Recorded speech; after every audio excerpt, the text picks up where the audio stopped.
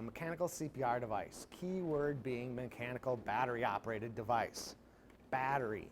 If you damage your batteries, take them out of service right away. Let somebody take a look at them. How do they get damaged? You're cleaning up the ambulance, you've got that battery sitting on the back tailboard of the ambulance, you walk by to grab something out of the ambulance, you accidentally knock it and kick it on the floor. Hits that nice diamond plated bumper, gets a nice little rough edge on there, hits the ground. All right? If you see those rough edges on there, take those rough edges off. They cannot be on there. Give them the supply. They know exactly how to take them off so you don't damage anything. Right? Don't go whoops and shove it into the board right away. Or get back to the station, nobody's looking, shove it into the charger. We want to make sure those rough edges come off before we put it inside the device or inside the charger. Reason being, those rough edges, if I shove it into the board or inside the charger, those rough edges become a pile. And now that pile is going to get hung up on the inside channel of the battery well, on the device, or the charger itself. Just take your time, get it to supply, let them take care of the battery. Right? Blame it on your EMT partner, blame it on your paramedic partner, blame it on the firefighter, blame it on the supervisor. I don't care who you blame it on. Take credit for yourself, but please do not put it inside the board, do not put it in the charger. Right? The best is to say, hey, I accidentally kicked it out of the ambulance when I was reaching to grab something, it fell, I'm reporting it right away. Okay? Pin connector. If that pin connector gets damaged, it is really important that we do not shove it inside the board or inside the charger, because those pins now aren't going to line up. So if those pins don't line up, now I bend those pins. Now my pins are going to be damaged. I go put the next battery in there. It doesn't charge properly or make the device work properly. And then the next one goes in there. Well, by the time somebody realizes that the batteries aren't taking a charge anymore, it's been a while. Now I've got 3 bad batteries. Well, good paramedic I am, the minute I go to the next station that has batteries, taking those good batteries, I'm going to leave my bad battery there. Well, now I've just rotated those around throughout the system, and now I have more bad batteries. Right? Just take it out of service right away. Let supply take a look at it. They know how to take care of what they're looking for. Okay? Now, to take a battery out of the device or the charger, it is a finger only. You stick in the black tab, you give it a little pull, and it will open up that tab. Right? If you're seeing any red, the battery is not inserted all the way. It should be a nice flat flush. Right? Just stick your finger in there, give it a little pull, and it will come out. If you are struggling, do not grab your Leatherman off your belt, a pliers, a vice grips, a channel locks, a hemostat, axe, Halligan, New York hook, pike pole, whatever you can possibly find, or have the fire guys find. Don't stick any tools in there. This is plastic. If I put a tool on plastic, what am I going to do to that plastic? I'm going to break it. And now I have a really, really expensive paperweight, like an $800 paperweight. So do not stick a tool on there. If it's stuck in the device, great. We're just going to run the cardiac arrest till that battery goes down. Then we're going back to manual CPR. If I can't get that battery out. If it's in the charger, I'm going to call supply. They're going to come take a look at it and make sure it's okay. Right? Do not put a tool on that tab. You'll notice that there's a little battery indicator on the bottom here. That battery indicator, if I press the button, it's going to light up different colors. A fully charged battery is green. All the bars are lit up. Amber, 3 of the 4 bars are lit up. Means your battery is depleted just a little bit. Red means your battery definitely needs to see the charger. You'll also notice occasionally that sometimes these are going to flash at you. A flashing red light, if you grab a battery and it's flashing red at you, that battery is disabled. So if you're working that cardiac arrest and you grab that spare battery, you take a look at it and go, it's flashing red. Just put it down, grab a different battery, or revert back to manual CPR. That battery is not going to work. Right? If it's flashing amber at you, it's not taking a full charge anymore. If it's flashing green, your battery is fully charged, it's just 3 years old. That's all it is. Just telling you your battery is 3 years old, you might want to start thinking about getting a new battery, right? Replacing your batteries. Questions, concerns about the battery itself. Right? I'm going to grab the battery charger here. All right, we got some lights on the battery charger. Half gas can symbol means your battery's charging. Full gas can symbol, green light, means your battery's full, ready to go. Battery with the X means your battery failed that charge cycle, something it didn't like in that charge cycle. There's a little battery with a question mark up here. If that battery with a question mark comes on, a couple of things. One, it's doing its deep cycle. It's fully charging, depleting, fully charging, depleting, fully charging, depleting, testing it out, make sure it's good to go. That can take up to 12 hours for that to happen. Not saying it's going to be 12 hours, but up to 12 hours for that to happen. Just the half gas can symbol is 4 hours, up to 4 hours for that to change. When you see both those lights come on, do yourself a favor. Take the vacuum cleaner out, clean off the back of that fan. Okay? Get the dust away from there. Don't grab an air hose or a can of air and spray all that dust into the device. We want to pull that dust away. We don't want to put it into the device. Right? So if you do that when you see those question marks come up, at least 3 times a month, that van is going to get cleaned. Because you got 3 batteries per board, at a minimum, you'll at least clean that 3 times a month. Okay? Now, what happens to a lithium-ion style of battery when it charges? What does it do? Or have a tendency to do? Get warm. All right? If that fan's not blowing and cooling, the battery gets too warm too fast inside that charger. What should the charger do? Stop charging, right? It's going to stop its charging. If not, the guys in blue, they get to put on all their nice, really warm gear, come in and play with fire. All right? These have a pretty low threshold that we are going to shut it off from charging. All right? So we've never had any problems with them in a charger causing any problems because we have that threshold kind of low. All right? So just clean off that fan and you'll be good to go. When you do your daily checks, you're going to grab your battery, you're going to take your Autopulse, stick it inside the charge or inside the board, about where the sticker is, a good firm push. You are not driving it all the way through the board to see if you can make it out the other side. You're not driving it all the way through the charger to see if you can get it all the way through the charger. You're just trying to get it seated in there. You have to overcome the spring that's at the bottom and that battery latch. If you try to be gentle with it, you're not going to get it in there. You have to be firm. Okay? Questions, concerns about that? The charger Yep. said if it comes up on an X, it didn't like the charge. Yep. Pull the battery out. Put it right back. Take a look at it. Take a look at the battery symbol first. If it's flashing red, it's disabled. If it's any other color, just put it back in and let it do its charge cycle again. Usually that X means there's something wrong with the charger or the charge cycle talking to the battery. It's usually not the battery itself. The battery will disable itself. Okay. If you have no lights on the charger, check to see where it's plugged into the wall. Make sure somebody didn't unplug it to plug their cell phone in. And also check to make sure it's plugged in the back of that charger. There's a cord in the back too. Put the new battery in, power it up. 2 green lights is what you want to see on the screen. You want to look down and see that you have a set of shoulder straps. That is all you need to do for a daily check. Open it up, put your battery in, power it on, check your lights. If you have a red light, that means you have a user advisory. We're going to go ahead and show you how to change that user advisory here in a little while. Okay. Now, board orientation. Which way does the head go? All right. What does this side look like? Something we probably don't use too often anymore. Longboard. All right. So my training for the Autopulse, way back when I first started with the Autopulse, about 2004-ish, was a phone call at 7 o'clock at the beginning of my shift. By the way, you got this thing called the Autopulse on your ambulance today. If you get a cardiac arrest, why don't you go ahead and use it? It'll do the compressions for you.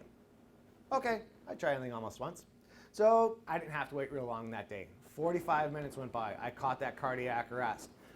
Back, upper left compartment of the apartment complex that we went to was in an area where we didn't get an engine company. We didn't get first responders. Law enforcement did the circle the block thing, so they thought we were coming out, and then they drive by, roll down the window. You guys need any help?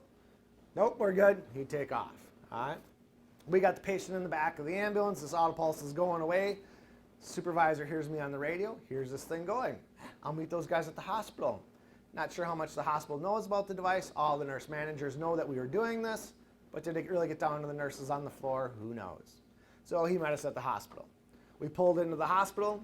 Inside the garage doors come down. There's a solid set of doors and a glass set of double doors. That solid set opened up. I saw my supervisor leaning up against the wall there. We called him Bro. He walked by him, big paramedic smile on my face. Hey, look what I did. I got this thing working. Yep, you got it on upside down too. All right.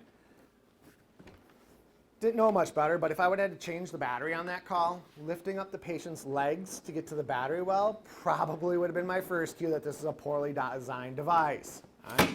I was smart enough that I had it powered on that I didn't have to worry about it. She was small enough that I didn't have to worry about digging up underneath her legs too bad. I had no clue what these were. So these were inside the plastic bag that was inside the case because we never opened them up. All right. I have learned that these are shoulder straps. They are not crotch straps. If you are pinning the patient's hips to the board, you probably have them on upside down. Just throwing that out there. All right. We'll talk more about these guys here in a little bit, but they're going to be a very important piece to this Autopulse. It was before the sticker was there. I don't think that the sticker was there when I did that. It was not. I feel I was part of that sticker being applied to the device. All right. Silhouette of the body. This was there. What do you think these shoulder marks are there for? Yeah, that's what I thought too. I've come to learn that those are just to tell you the head goes this direction. They are not patient alignment marks. If you use them for patient alignment, you are going to be in the wrong spot the majority of the time. Your device is going to stop on you quite frequently. Reason being, the band is probably going to be more over the abdomen. Your 20% reduction of the chest is going to stop. It's going to change the device. It's going to shut itself off. So the only thing that is true about this silhouette is the yellow line. Yellow line needs to be in the bottom of their armpits. See how talented I can be. All right. So I told you earlier that I play paramedic in Wisconsin. My patients are usually a little wider than this device, so I don't get to see this yellow line too often. They are nice enough to have the same yellow line across the top of the band. I'm going to take the yellow line, drop it in the bottom of the armpits. Make sure that tab is in the center of the chest, right over where my puck is for doing CPR. And I'm going to make sure the band is straight up and down with no twists. Oh, I got a twist in it. I'm going to fix that twist before I do anything else. Right? It's so important that we put pictures on here for you. Yellow line, bottom of the armpits, no twists, straight up and down.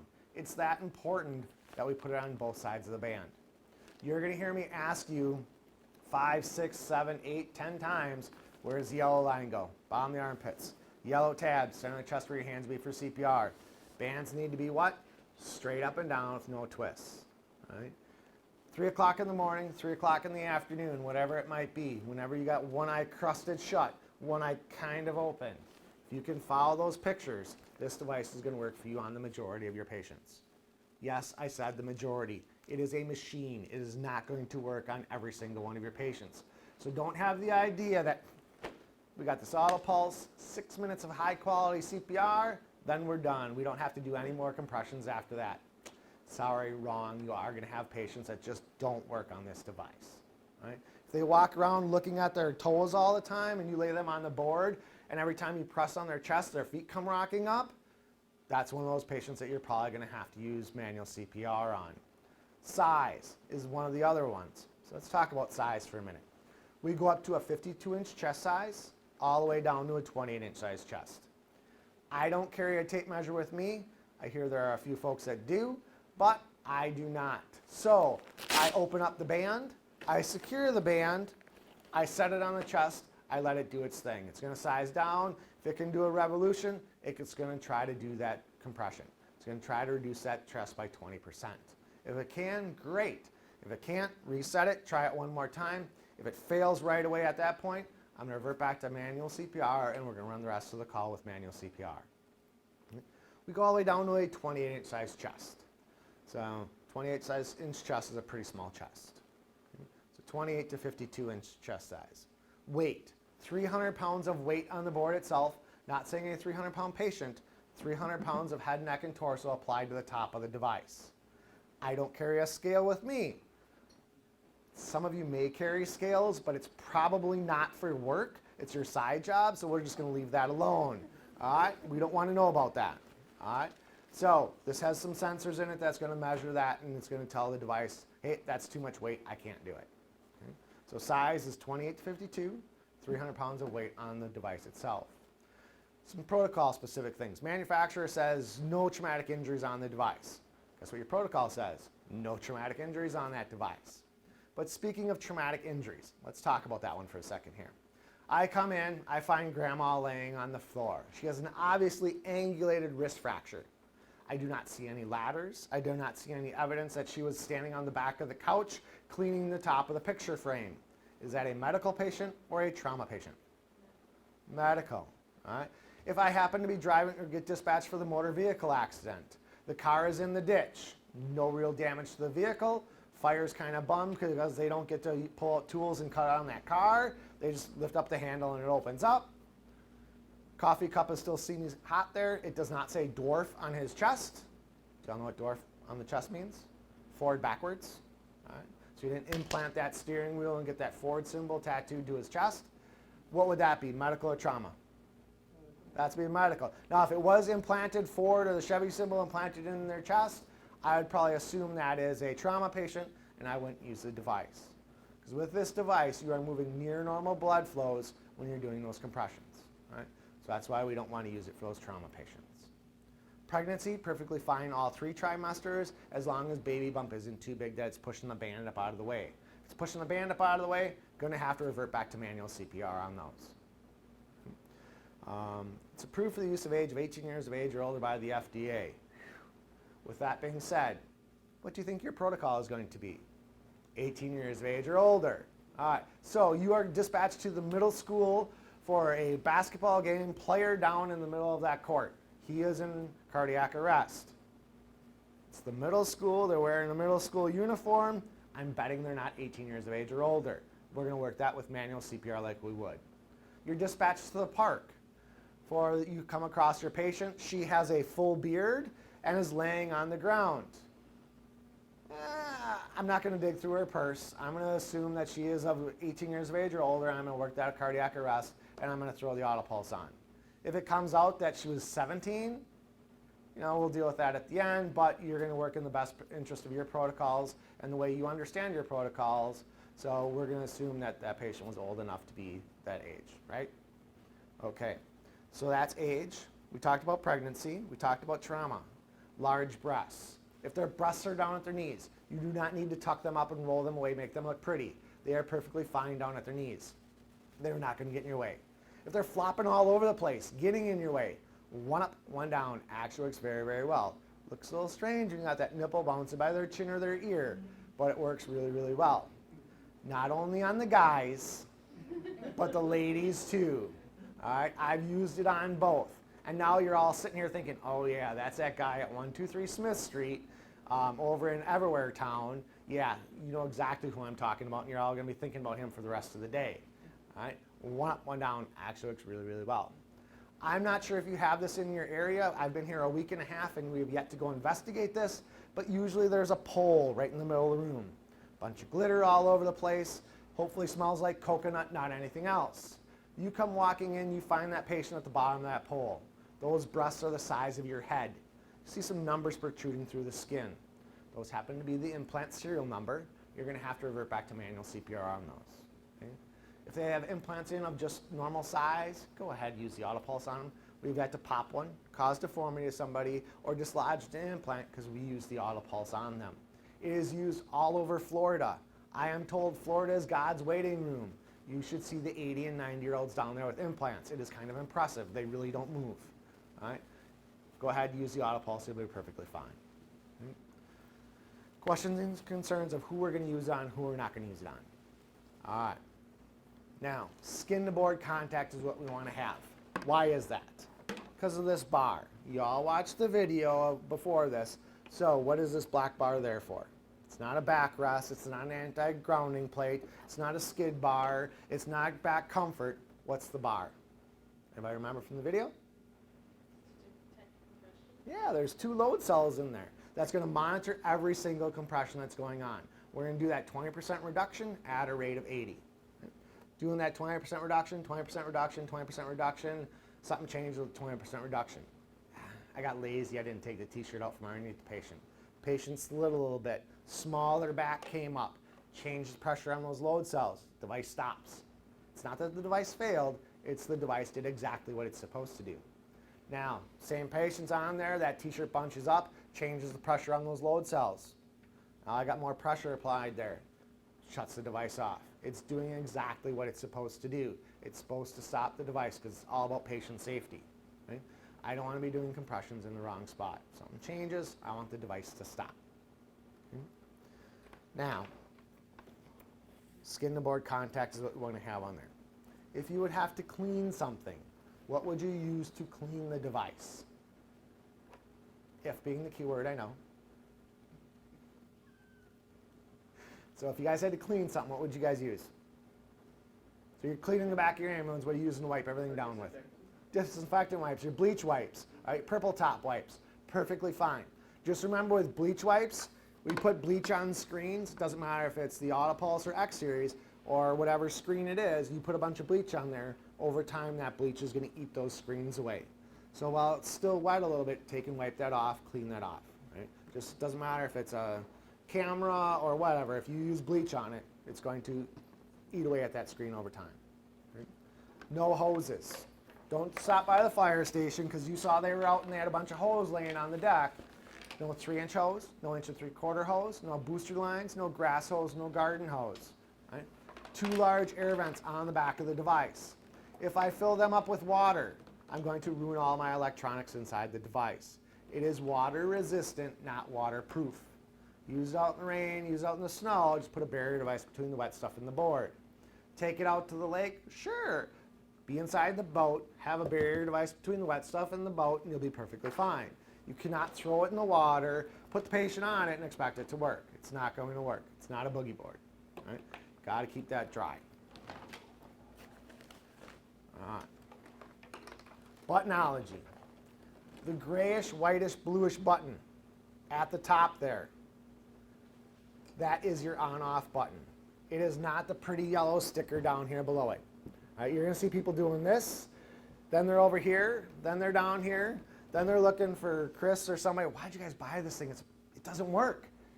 They're going to go, I don't know, power's up. I got 2 green lights. I got a full battery symbol. Works for me.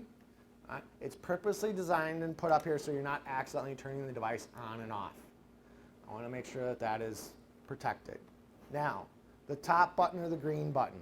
That top or green button is my start button. Right? I hit that green button, the band is going to start to size down. Here's where I'm going to differ from that video that you watched. You watched the video, and in the video, it told you to guide the band down. Let me figure out where my twist is here. All right. And it showed somebody doing this. This is guiding. Right? What we've found over the years since that video has been made is we come out, we teach this. We come back when they're having problems, and what we ask to do is we see what they're doing, and they're doing this. If I'm holding this band up, what am I doing to those load cells? I'm changing the pressure that's on there. It goes to do the compression, goes, wait a minute, that's not what I measured. I'm not doing those compressions.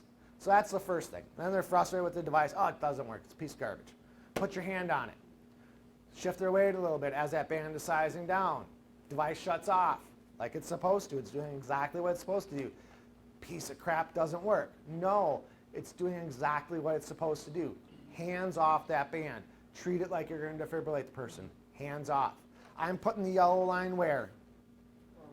Yellow tab ends up where? Center of the chest. Bands need to be? And? No twists. All right? You get that on there and away you go. All right? Hands off. Let the band size down. It's going to stop on the chest. As soon as it's sized down, measure that 20%, stops on the chest. Gives you a 3-second pause. Yes, it is only 3 seconds. When you're going to use this today, you're going to go and watch it and go, that's not 3 seconds. If you pull out your watch and clock it, it is only a 3-second pause. It seems like forever when we're deploying this. Hits the chest. Again, I make sure I have that band in the right spot. Yellow line, bottom of the armpits, no twists. Tab is in the center of the chest, right over that puck. No twists, straight up and down. 3 seconds goes by, it starts doing those compressions at a rate of 80. You're going to notice a clock is going to appear on the screen here. It just starts counting the time up.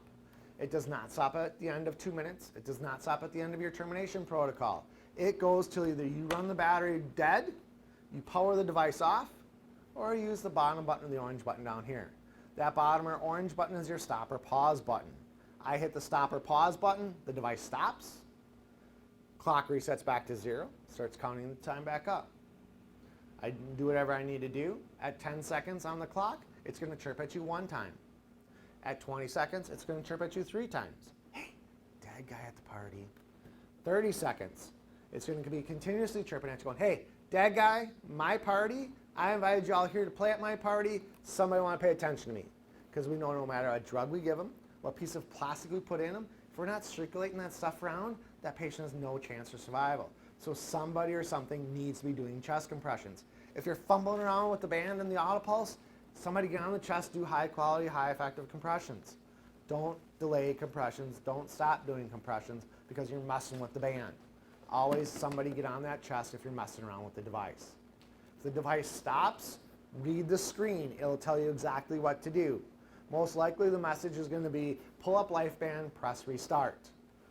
Way on the top of the screen, they'll say user advisory and give you a number. Number's kind of important. We can figure out what it is later on, but to get the device back working, read the screen. Pull up LifeBand, press restart. When I pull up that LifeBand, do not pull it like you're starting a chainsaw. It is a slow and controlled lift.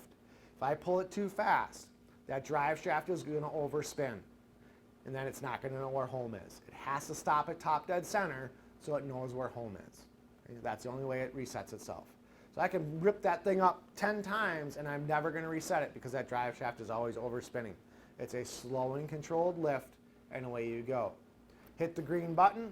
The next message on the screen is going to say press, check patient alignment, press continue. Make sure they're still square on the board and then hit the continue button.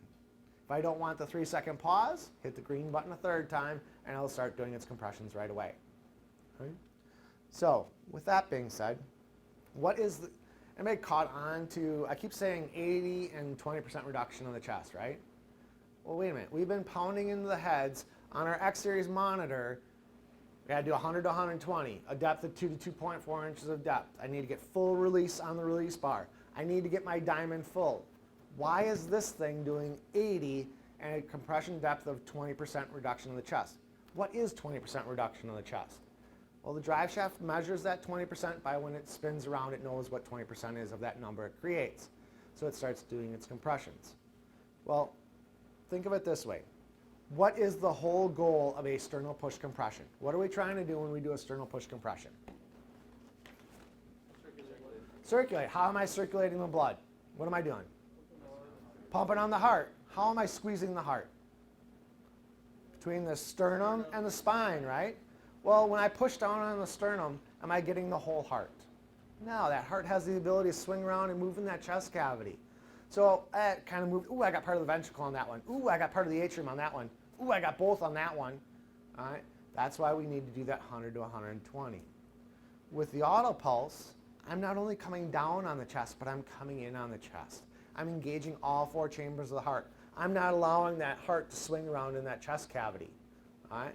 So that's why we get away with that 80 and 20%. It is guideline compliant.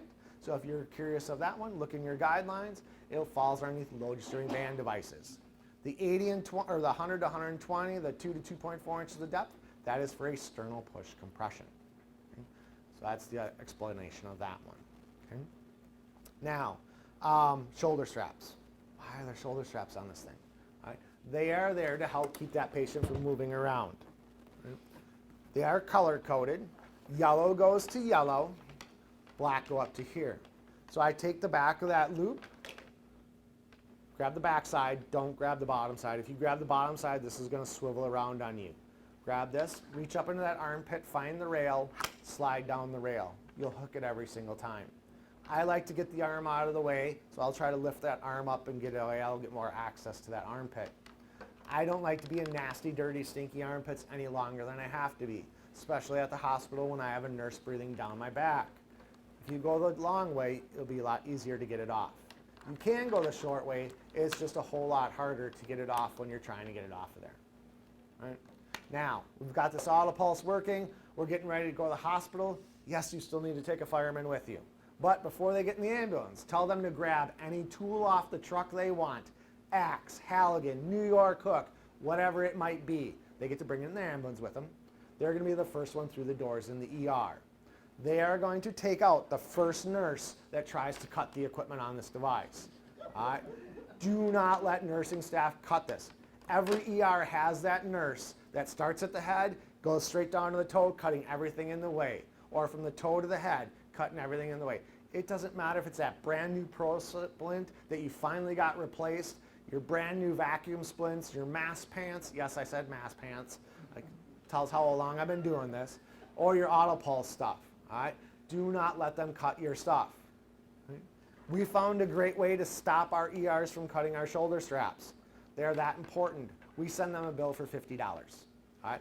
It's a $40 charge to replace this and a $10 administration fee. All right? The funny thing is the ambulance service I work for is owned by the 2 major hospital systems in the area, so we send our owner hospital bill. All right? So don't let your ER staffs cut them. They are that important. You're going to grab that yellow one, get in that armpit, secure it, snug up the yellow one first, and then we're going to snug up the black one. All right? Snug being the key word. Is there 2 different levels of snugness? Yes, there is. If I'm going from the floor to the stretcher, that's one level of snugness. If I'm going from the basement floor up the stairs, making a tight turn, and continuing up and then going into the kitchen, that's going to be a little bit snugger. I do not want tight. What is tight? Tight is cutting off the circulation of the arm so tight that you're making marks on those arms. If I'm making them that tight, say I have the IV in that arm, are my fluids getting where they need to go? No. So if my fluids aren't getting to where I need them to go, are my medications getting to where they need to be? No. Just snug so that they're not moving around on the device. You get up to that stretcher, you get them on the stretcher, you can loosen them up if you just came up from the basement. Loosen them up a little bit, make sure that they're just sliding, not moving around on the device, just so that they're snug. Okay? If for some reason somebody snugged up the black ones first, this blue chest strap, that should be just above the band, is now up over their throat. Just kindly reach up. You don't call them out on scene. Loosen it up, snug your yellow ones up, and then snug the black ones up. All right? This should be over their chest, not over their throat. Now, with that being said, this is a chest strap. I start tightening it up. I see it loose again. I tighten it up a little bit more.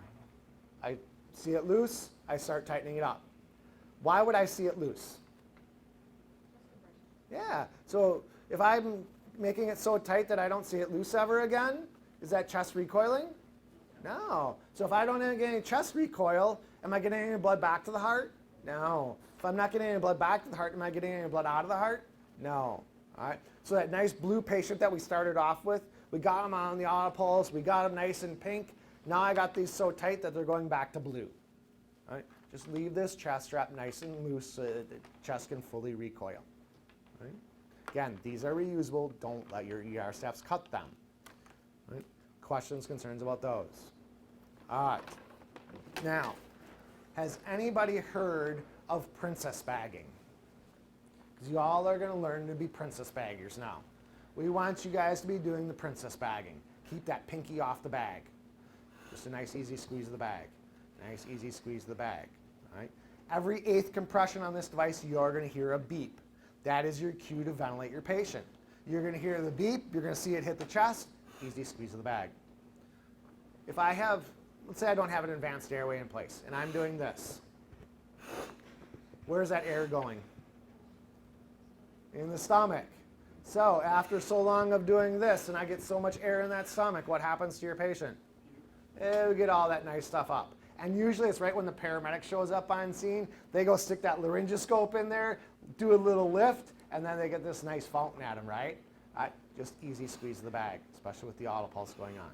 Just easy squeeze of the bag. The first couple of times you do it, you're going to be out of sync. You're going, oh, I got some compliance issues. No, just see it hit the chest, give it a nice little squeeze. Because if you think about it this way, when I'm doing sternal push compressions, it's kind of easy to bag even if they're pressing on the chest, right? Because those lungs have the ability to kind of fold out over that compression. Well, this, not only am I coming down, but I'm coming in, those lungs don't have anywhere to go. So if I'm doing this with an advanced airway in place, and I'm doing it on the compression, what am I doing to my lungs? Well, I'm doing this one. This is even better. What am I doing to those lungs? Especially if it's being compressed. Am I causing damage to the inside of those lungs? Wrecking those alveoli? Yeah. Just easy squeeze of the bag. Easy squeeze of the bag. You'll see your end tidal numbers probably go up 8 to 10 points. That's what we usually see. Just by easy squeeze of the bag. Easy squeeze of the bag. Watch your end tidal numbers. Do your appropriate bagging. 1 every 8 compressions, which turns out to be about 1 every 10 seconds. Okay? Nice, easy squeeze of the bag. Do not do this. All right? All you're doing is creating problems for yourself. So that's bagging. All right. Now, what do you guys use to move your patients in cardiac arrest? I'll give the first answer to this one, the fireman. All right? All right, right? So, what else do you guys use? What do those guys use to move your patients? Tarp. What else? Flat. Longboard. All right, what's the problem with a longboard? It's great for doing CPR on, because I got a hard surface. I can do my CPR on it. But it's 6 feet long, hard piece of plastic. Right? Most of our patients don't die in the nice open big area floor. They are upstairs, back bedroom, wedge themselves between the dresser, the wall, and the bed. There's room for one person in there, and now we're going to try to shove 5 more people in there. Or they're nice enough to at least go in the bathroom, but then they've somehow wedged themselves around the toilet, got 1 foot caught behind the pedestal sink, and have wedged their shoulders between the toilet and the tub. And they'll be really nice, and that toilet's overflowing with who knows what's in that toilet. All right? Just get them out in a big open area where you can work them. Don't be in that tiny little spot. Okay? So, when I first started using the Autopulse, that's all we used was a long board. It was great. We deploy the Autopulse, get the long board underneath them, zip tie it together so it didn't move, so it was one surface. Worked great. Okay? Then we figured out we had this blue bag that sat on top of our Autopulse for the longest time. This is what happened every cardiac arrest we ran. We'd open up the Autopulse, big zipper pouch, pull this blue bag off, take our C-collar, throw it there. That's just one of my protocol things that we have a C-collar. All right, so I do that, get this Autopulse underneath them, get out the longboard, put it underneath there. Finally, after so long of moving this blue bag, somebody got the bright idea to open up this blue bag and see what was in it. So we opened up that blue bag, we found this nice tarp. Oh, it's got handles on it, this thing's awesome. We can use it for moving our bigger patients. We started doing that, then somebody got the bright idea, wait a minute, if I have to go to the tarp, or the Autopulse to get that tarp to move the larger patients, maybe we're supposed to be using it with the Autopulse. So we started messing around with it. We put it on the floor, we'd log roll our patients, try to tuck it underneath there. We learned real quickly that if you don't log roll correctly, it's a big old mess. All right, so we figured we're not log rolling patients anymore, we're just gonna sit them up, do what we need to do. Then we decided we'll just lay that tarp out on the floor, bring the patient to the tarp. Well, we learned real quickly that this is not a patient movement device. I cannot pick up a patient with just the Autopulse alone. I need to have something underneath it. I can go up about 3 inches, bring the tarp in the rest of the way, I can do that, but I can't go from the floor to the stretcher or make a decent move. All right? So then we figured out, hey, if I fold this the right way, I can make a nice little fold. It can sit inside the Autopulse case. I can put it on the Autopulse on top of it, pick up the Autopulse, take it where I need to be. When I'm ready to go, I can pull on the bottom handle, I can flake that out, away we go. Now I got that tarp underneath my patient. That was being taught all over the place, all over the world, matter of fact. Then our friends over in Europe said, wait a minute, we are tired of carrying extra equipment in and then extra equipment out. I got to carry the Autopulse in, but now I got to carry a case out with me. Is there any way we can make our tarp in another case? So this folds up nice and neatly and becomes a case. I'm ready to deploy it. I open it all up. I deploy the Autopulse. I get it working. Get my shoulder straps on, get those secured. Now we decide we're going to transport. I can grab the yellow handle on the bottom of this stretcher. I can lift up underneath their knees so their butt comes off that board just a little bit. Give it a nice little pull. Now it's all flaked out underneath my patient. Pick them up, carry them, drag them, do whatever I got to do, and now I can move them. All right? It's got a nice little pocket for their feet. All right? Nice little hole so all those fluids that are coming out of that patient will run nice and neatly down there. So I put my EMT student at the bottom of the foot, or the rookie firefighter gets at the bottom of the foot. We raise the cot up so it gets at that nice angle, and now everything runs out at them. All right? Just go ahead, put your feet in there, and away you go. It does actually have a little pocket on the inside also that you can put an O2 cylinder if it fits in there. Right? So that's all good to go. This is hosable as long as this is nowhere near that tarp when you hose it down. Right? This has porous material for webbing. So whose bright idea was to use that when it's at their waist or below? Because y'all know what's going to happen when it comes out. Yeah. All right. So we're working on getting that changed. All right. Put it on, seatbelt, waist belt strap, get them secure, and away you go. All right. questions, concerns about that? Anything about the Autopulse? All right, one last thing before we go too far. These guys here.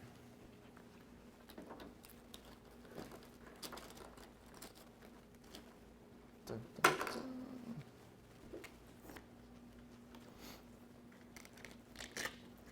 dun. Do these look familiar? Yeah. Which one goes where? All right. This one's going to go down here. All right. Anterior, posterior pad placement. For my EMTs in the room, when would I want to use anterior, posterior pad placement? So we're going to move one to the back. Why would we want to move it to the back? What style of patient or what type of patient would we want to do that to? Child? Infant, that some of the pads are overlapping or touching? I'd want to do anterior, posterior. Medics in the room, I want to use it when my patient's getting this. Ow, ow, ow. We're pacing them. Cardioversion, we want to do anterior, posterior pad placement, right? So I have to move my pads. Which pad am I going to move where? We'll say which pad is going to go to the back. I'll start right here with you. Which one are you going to move to the back? Purple or red? Purple.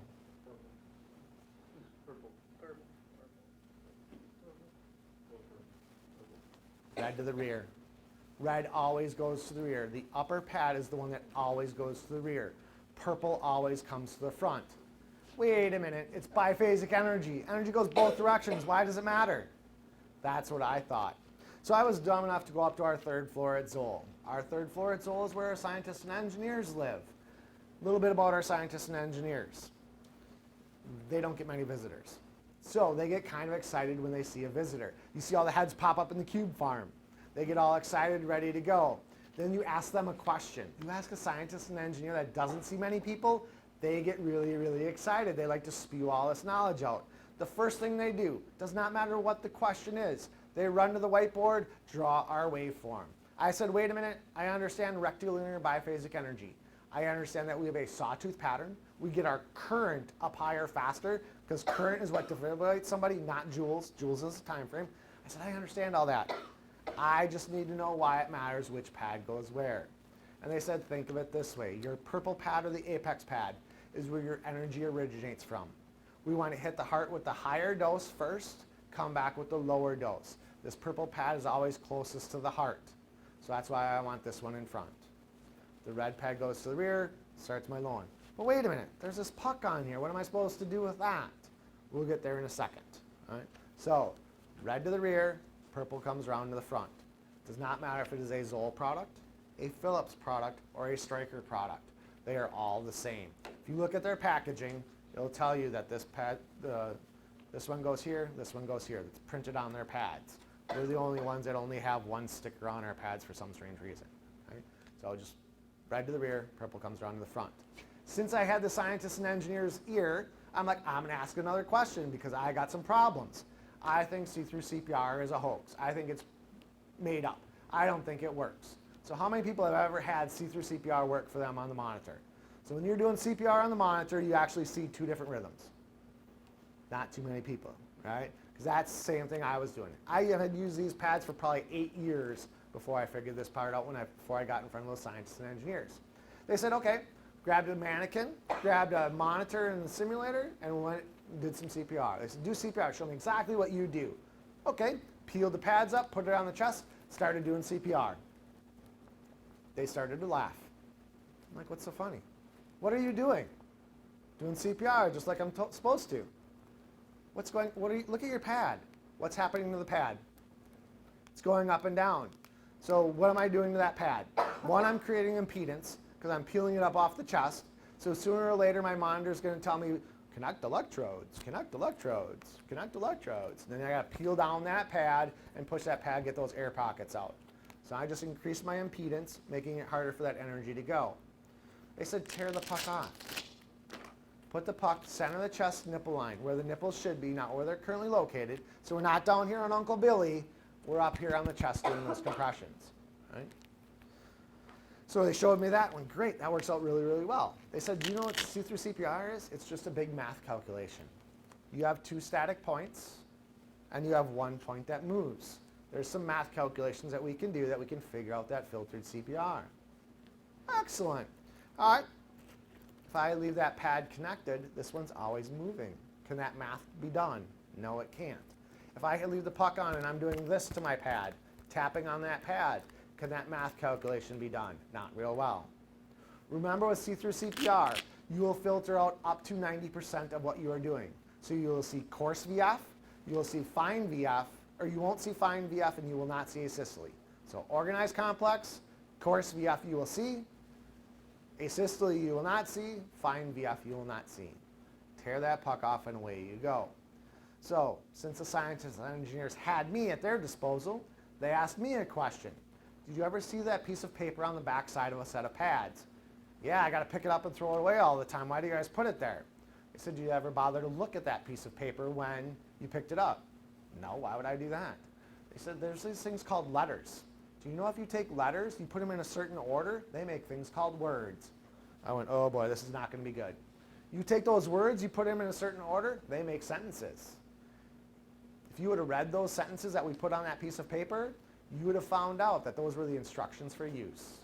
You would have found out that the red pad goes to the rear. You're supposed to tear the puck off for CPR, because if you look at a real set of pads, this is only held on by 2 little perforations. You're supposed to tear the puck off to make that see-through CPR work even better. Right? So tear the puck off, put this pad appropriately, and away we go. So what's one of the problems with not tearing the pad off? Well, now I'm not putting my pads in the right spot. So if I don't have my pads in the right spot, is my energy going through the heart or is it going around the heart? It's going around the heart. It's not going through where it needs to be. So put this pad where it needs to be, put the puck where it needs to be. That's why anterior-posterior is actually a better pad placement, because we're sandwiching the heart and it's giving it a harder chance to bypass that heart. It's going right through versus going around it. So anterior-posterior is probably going to be something that we're going to see out of the guideline change coming up. That's one of the big rumors or big talks, is anterior-posterior is going to be your preferred pad placement for everything, not just pacing and cardioversion. Okay?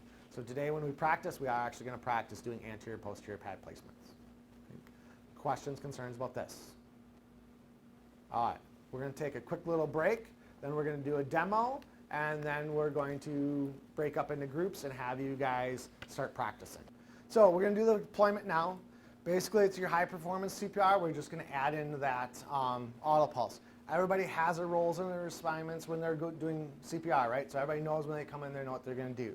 So we're going to come in. She's got the Autopulse, so she's going to drop the Autopulse at the top of the head, or as close to the head as possible.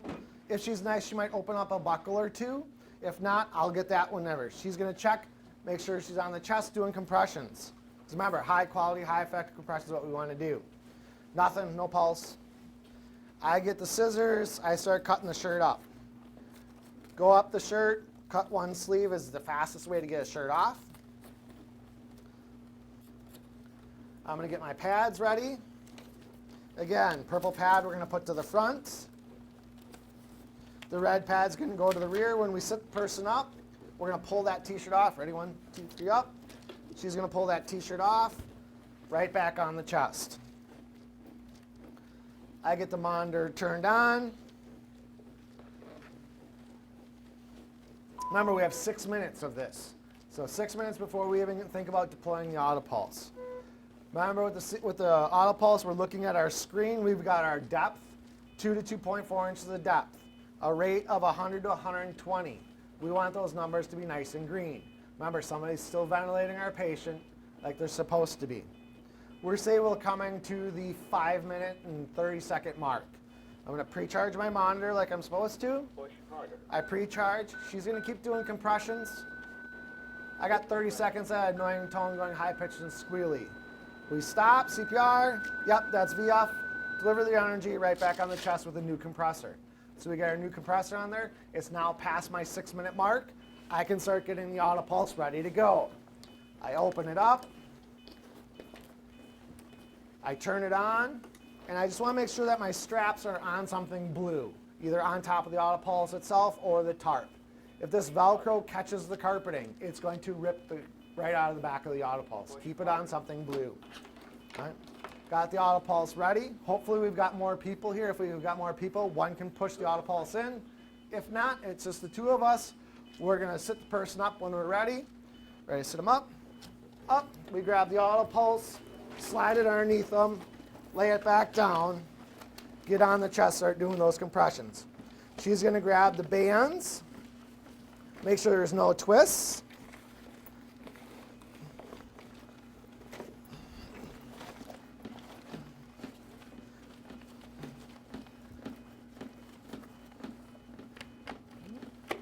Secures them. We're going to put that yellow line right in the bottom of their armpits. Green button to go. Hands are off the band. It sizes down.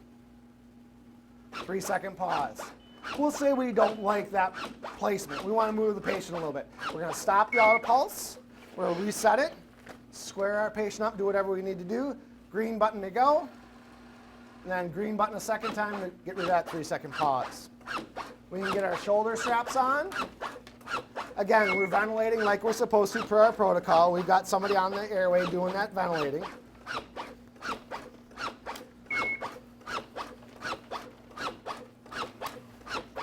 We secure our yellow ones first. Then we secure the black ones, making sure we're good and snug on those yellow ones. You want to grab the PVM? She's going to be ventilating now.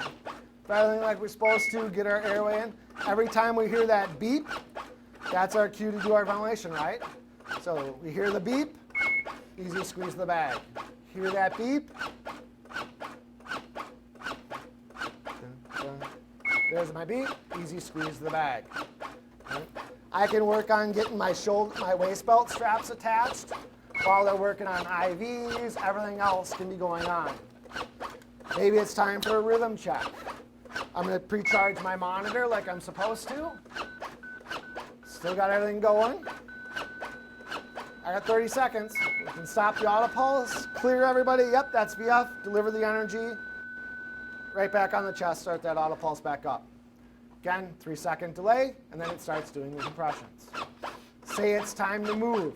We're getting ready to go. It's in our protocol that we're going to move. We're going to grab the yellow handle on the soft stretcher, lift underneath the knees, give it a little pull. Right? That's going to flake out. Away we go. We moved and the device stopped. So something happened, my device stopped. First thing she's going to do is read off the screen. What does the screen say? It says pull up life band and press restart. So I'm going to pull up the life band. She's going to hit press restart. Next message says check patient alignment, press continue. We hit continue. I don't want the 3-second delay. I can hit the green button again, or I can wait. Something happens, and I'm fumbling around with the Autopulse. Somebody get on the chest and start doing manual compressions. Figure out the Autopulse, and then away we go. Again, CPR, high quality, high effective compressions are the main thing that we want to concern on. If it's the Autopulse or human, somebody's doing compressions. All right, shut her off. Questions, comments, concerns? That's the demo of the Autopulse. Now we're going to get set up, and everybody in the room is going to get to deploy the Autopulse at least twice. So we're going to change the band on the Autopulse. Wings up first. It's always wings up first. I lift up those wings. I squeeze the 2 tabs, lift this up. Bring it to the long side where your picture is. I need to be able to find the center stitching in here.